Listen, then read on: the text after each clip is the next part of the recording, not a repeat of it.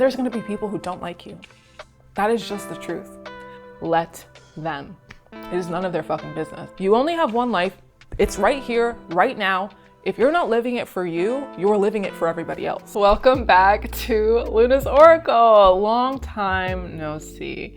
We are in a different location. Welcome to my living room, my humble abode. Today, I want to talk about something that I've been thinking about a lot lately, and it is about cringe culture and the fear of being cringe, and how being cringe is so scary to so many people that it holds us back from living the life that we want to fucking live. Like literally, it's so annoying. And usually when I talk about these topics on this channel, it's because I've had some revelation in my own life, or I've come across a piece of content that got the wheels of my noggin spinning. I've been going through my own journey of deconstructing my own fears about being cringe or being perceived, and getting to the root of what's stopping me from showing up. First, we have to deconstruct what cringe means. Cringe to me is a feeling of shame, humiliation, or embarrassment that you get post-perception. Meaning, if you post something online, you post it authentically, true to yourself, expressing yourself as real as you can. You post it, and then all of a sudden, you start to see comments trickle in that are not so favorable. People start talking about you, maybe. People start gossiping about you, calling you cringe. You feel embarrassed all of a sudden about the thing that you just created.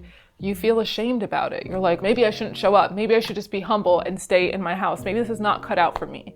Maybe I shouldn't show my face anymore. Other people are like, hey, this doesn't fit into the social fabric of my world, so therefore I have to reject it, and let them fucking know. I have to bully them a little bit and let them know, comment on their video or say or roast them or clap back. Why do people feel the need to stick their nose into something if they don't like it? And it's because it's a way to humble you, to get you down to their level.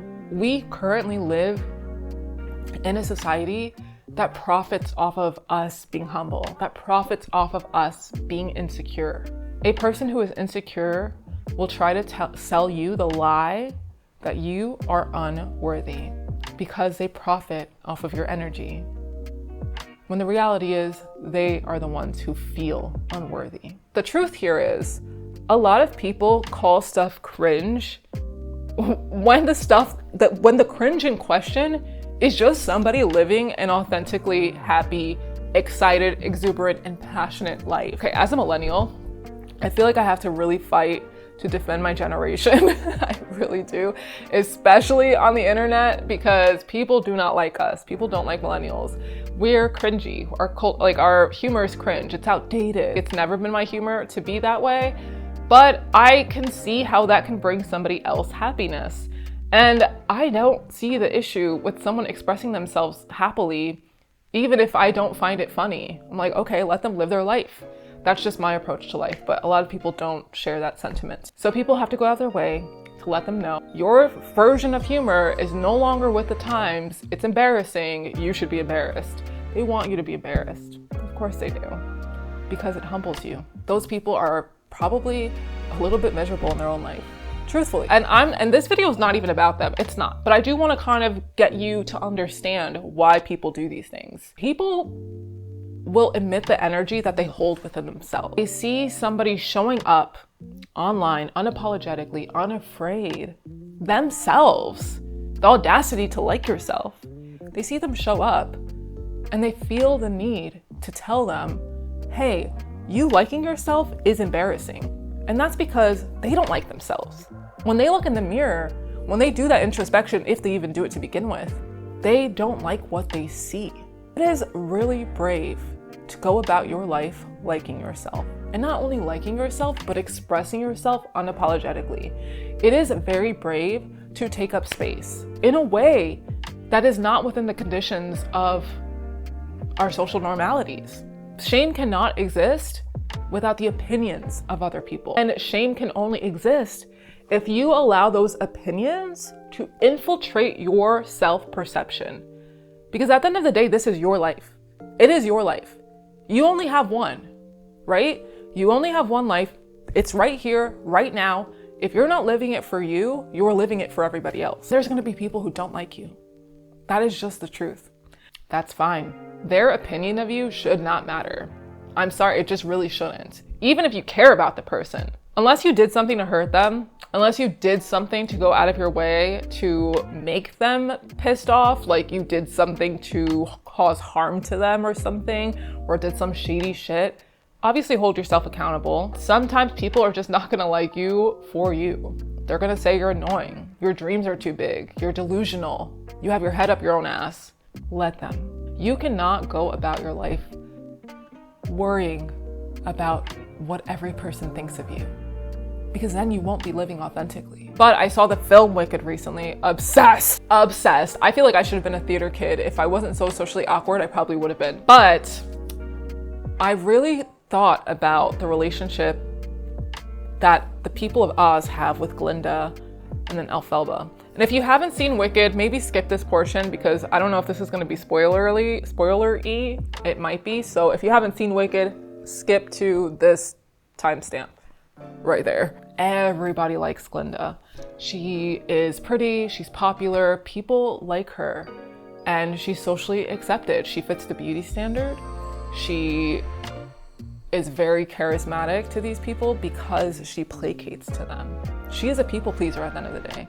Glinda doesn't have anything within herself that she really stands for other than being popular. Literally what the song Popular is about. Like, she doesn't even have power in sorcery. All she has is her beauty and her popularity and her people-pleasing tendencies. There's a scene where after, I forget his name, the goat professor, played by Peter Dinklage, in that very tragic scene where he's pulled out of the classroom and they're talking about how animals are no longer having rights, and Elphaba and then Prince Fiero rescue the lion cub, and they go and they stand on business. They stand up for the animals in the situation. Glinda can't understand why Fiero cares so much about these animals. But the second she notices that Fiero and Elphaba have both shared care over the situation, her people-pleasing tendencies come out, and all of a sudden, Glinda cares. And then she makes this very performative display of caring by changing her name from Galinda to Glinda. And I think that's like such an interesting representation of somebody who is, yes, very well liked, very well received, but who is not authentic to themselves. Glinda, at the end of the day, doesn't know who she fucking is. She has no idea who she is because she's never taken the time to fully flesh out who she is. And then if you look at Elphaba's not liked by anybody. She's just herself. She is green by default, and people don't like that about her. People don't like the fact that she stands up for other people, that she has values and she's firm in those values. People don't like that. But at the end of the day, it's Elphaba who has the power. And of course, it hurts her to see the people of Oz look at her this way and make these judgments about her without even getting to know her. And that's because it's human. It is okay to be upset about people not liking you. It is okay to feel some type of way about people having a negative opinion of you. It's human. We're human. We're going to be affected by these things at some point in our lives. And the best approach you can take is to allow yourself to sit with that emotion, allow yourself to process that emotion and say, hey, I don't like that people are saying these things, but at the end of the day, I am me. I am me, and I'm going to show up as me in the best way that I can.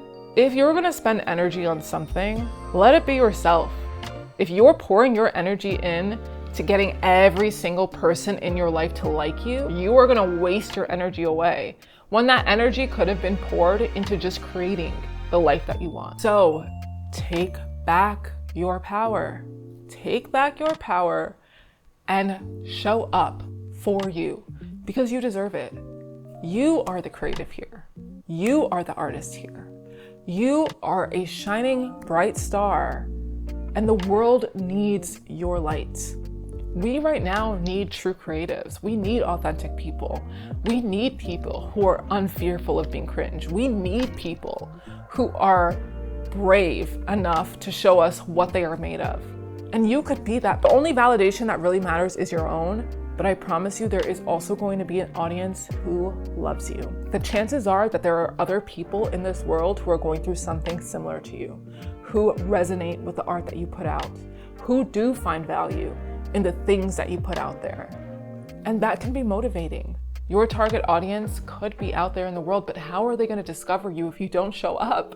How are they going to discover you if you're so scared of being perceived? In my opinion, one of the biggest forms of resistance in general to the society that we are dealing with is for people to heal themselves and for people to create art and to show up, because your authenticity is going to inspire someone else to show up authentically.